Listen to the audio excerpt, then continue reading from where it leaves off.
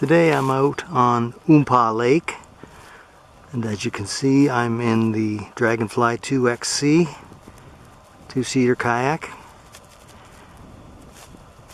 There's a little bit of wind out here today. You can tell I'm blowing around a little bit here a bit. It wants to go back to shore. I hope that's not a bad sign. But I did some repair work on it during the winter, and this is absolutely the last time I'm going to repair this. The main tube has quite a few patches on it now. It was already damaged when I bought this. I bought it used, and it was already the main tube was already patched, and I've just been reworking those patches until I can get it to a little bit more reliable point. I can't really, well, I have taken it on a long paddle once already, and it went fine. It was more than I expected. But since then, last time I took it here in Oompa Lake, I discovered that it had another leak in one of the chambers, the main chambers, the outside main chamber. So, you know, at that point I was getting a little bit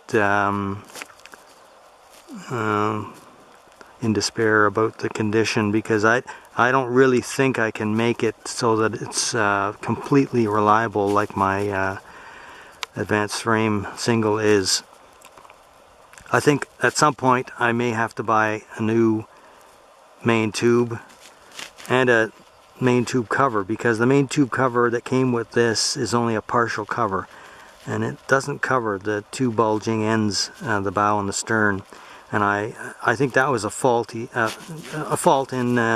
designing this kayak, and then they realized that pretty soon, and this was the only model that came like that, and they eventually put out a kit to cover both ends.